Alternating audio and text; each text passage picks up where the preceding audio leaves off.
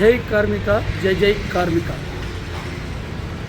భవన నిర్మాణ రంగాల కార్మిక సంఘం మిత్రులందరికీ పేరు పేరున ఉద్యమాభివందనాలు. మరి ఈరోజు నేను ఈ రకంగా ప్రత్యక్షంగా కావడానికి ముఖ్య కారణం ఏంటంటే, మన రాష్ట్ర అధ్యక్షులు దర్పల్లి చంద్రమన్న గారి పిలుపు మేరకు సోమవారం అంటే వచ్చే సోమవారం ఉదయం చెలో సీఎం హౌస్ అనే విధంగా ఒక పిలుపునిచ్చాడు. ఈ పిలుపుని దృష్టిలో పెట్టుకొని మన భవన నిర్మాణ రంగాల కార్మిక సంఘం మిత్రులందరూ సోమవారం నాడు ఉదయం 7 గంటల లోపు ముఖ్యమంత్రి రేవంత్ రెడ్డి ఇంటి వద్దకు బంజారాహిల్స్ పెద్దమ్మ గుడి దగ్గరికి రావాల్సిందిగా కోరుకుంటున్నాం. దాని ముఖ్య ఉద్దేశం ఏంటంటే, మరి నిత్యం నిరంతరం ఇట్లా పనిచేస్తూ బతుకుతున్న భవన నిర్మాణ రంగాల కార్మికుల మిత్రులందరూ రెక్కలు ముక్కలు చేసుకొని బతుకుతారు. మరి వారికి ఎలాంటి జీవనోపాధి లేదు కాబట్టి ఖచ్చితంగా వెల్ఫేర్ బోర్డులో కొన్ని వేల కోట్ల రూపాయలు ఉన్నాయి. ఈ ప్రభుత్వం కానీ గత ప్రభుత్వం కానీ మరి బీఆర్ఎస్ ప్రభుత్వం ఉన్నప్పుడు కూడా కొన్ని కోట్ల వేల రూపాయలని దోసుకొని తిన్నారు. అది ఏ రకంగా అంటే హెల్త్ క్యాంపులని పెట్టారు. హెల్త్ క్యాంపు తోటి భవన నిర్మాణ రంగాల కార్మిక మిత్రులకి ఎలాంటి లాభం లేదు. రక్త పరీక్షలను తీసుకున్నారు, దాన్ని రక్తం 3 బాటలు తీసుకుపోయారు తప్ప, పీల్చి పిప్పి చేసినట్టు భవన కార్మికులు చేసిరే తప్ప ఎలాంటి పరీక్షలు లేవు. ₹1 మందులు ఇచ్చినవి కూడా ఎక్కడ లేదు. మరి అలాంటి డబ్బు దోసుకోవడము చేయడం కూడా గత ప్రభుత్వంలో జరిగింది. మరి ఈ ప్రభుత్వం కూడా హెల్త్ క్యాంపులు అంటుంది. మరి ఈ మధ్య కాలంలో నేను ఈ 2-3 రోజులలో మన పేపర్ స్టేట్మెంట్లో చూసి చదివాను.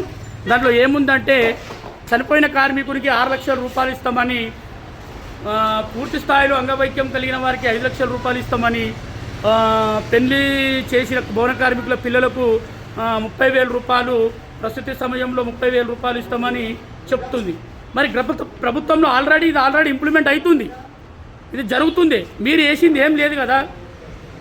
అప్పుడు 5 లక్షల రూపాయలు ఇస్తున్నారంటే ఇప్పుడు మీరు 10 లక్షల రూపాయలు ఇస్తున్నారంటే మీరు ఏమైనా పెంచినట్టు, భవన కార్మిక రంగ కార్మికులను ఆదుకున్నట్టు. కానీ అప్పుడు ఉన్నదాన్నే ఇప్పుడు మీరు చెప్తున్నారు. వాళ్ళు ఏం చేస్తున్నారో మీరు అదే చేస్తున్నారు.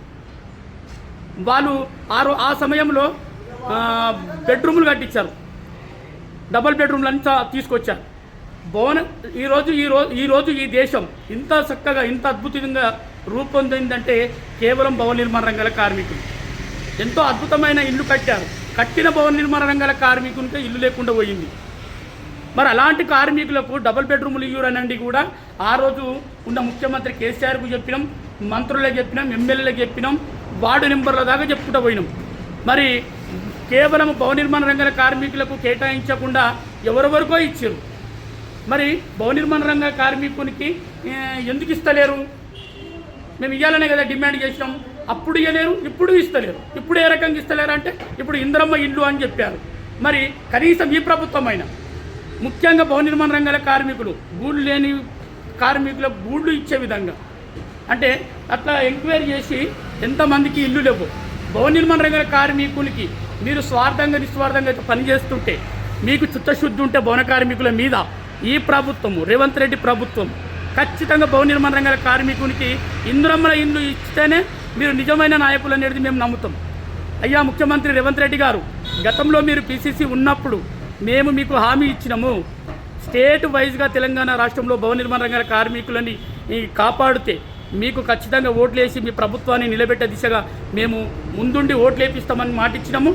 ఆ రోజు మీరు పీసీసీగా ఉన్నప్పుడు మాకు మీ ఇంటికాడ వచ్చి మేమందరం కలిసినప్పుడు మీరు మాకు మాట ఇచ్చారు. మా ప్రభుత్వము ఏర్పడితే భవన నిర్మాణ రంగాల కార్మికులకు ఖచ్చితంగా ఆదుకుంటామని చెప్పారు.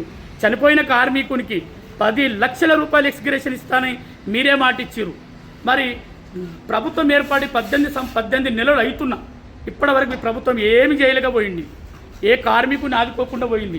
మరి వెల్ఫేర్ బోర్డుకి వెళ్ళి మా సమస్యలపైన టీఎన్జే భవన్కి పోయి ఎన్ని వినతి పత్రాలు ఇచ్చామో, మరి అక్కడ ఉన్న పెద్ద కమిషనర్ గారికి కానీ లేబర్ కమిషనర్ అందరికీ కూడా వినతి పత్రాలు ఇచ్చుకుంటూ చెప్పినాం మా మొర.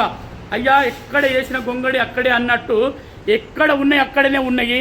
ఓ చనిపోయిన కార్మికునికి డబ్బులు వస్తలేవు, ఓ ప్రసూతి అయిన భవన కార్మికుల పిల్లలకు డబ్బులు వస్తలేవు, పెళ్ళిలో చేసుకున్న వారి పిల్లలకు అవి కూడా వస్తలేవు.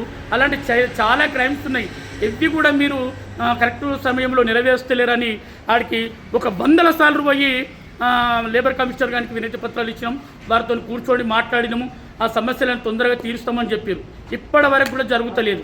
ఎందుకు? మిమ్మల్ని మీ ఇంట్లోకి వెళ్ళి డబ్బులు ఇవ్వమంటలేము సీఎం గారు, అయ్యా ఎమ్మెల్యేలు గారు, అయ్యా మంత్రులు గారు, అయ్యా ఎంపీలు గారు. మీ ఇళ్లకి వెళ్ళి డబ్బులు మేము ఇవ్వమంటలేము. ప్రభుత్వం ద్వారా ఎక్కడైతే వర్కులు నడుస్తున్నాయో అక్కడ ₹2 చెస్ రూపంలో వసూలు చేస్తున్న డబ్బులు వెల్ఫేర్ బోర్డులో కొన్ని వేల రూపాయలు ఉన్నాయి, కొన్ని వేల కోట్ల రూపాయలు ఉన్నాయి. అట్టి డబ్బుని మాత్రమే భవన నిర్మాణ రంగాల కార్మికులకు ఖర్చు పెట్టాలి అనేది 1996 చట్టంలో రాసి ఉంది. ఆ చట్టం ప్రకారము మా భవన నిర్మాణ రంగాల కార్మికులకు మంచి హాస్పిటల్ సౌకర్యం, మాకు కోట్లీ మండలం బెయిలీ మండలం, మాకు కావాల్సిందల్లా వైద్యం, విద్య. మా పిల్లలు మంచి చదువుకోవడానికి మంచి విద్యను అందించండి.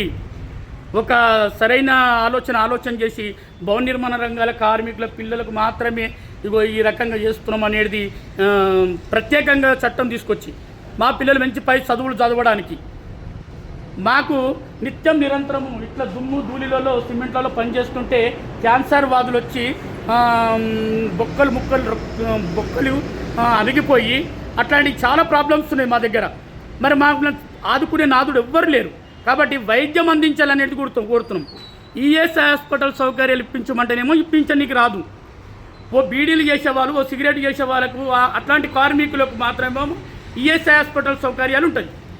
ఆరోగ్యానికి హానికరం కలిగించే వాళ్ళకేమో ఈఎస్ఐ హాస్పిటల్ ఉంటుంది. దేశాన్ని ఈరోజు ఇంత అద్భుతంగా తీర్చిదిద్దిన భవన నిర్మాణ రంగాల కార్మికులకు ఈఎస్ఐ హాస్పిటల్ సౌకర్యాలు ఉంటాయంట. మీరే గతంలో నాయన నరసింహారెడ్డికి మొత్తుకున్నాం. బండారు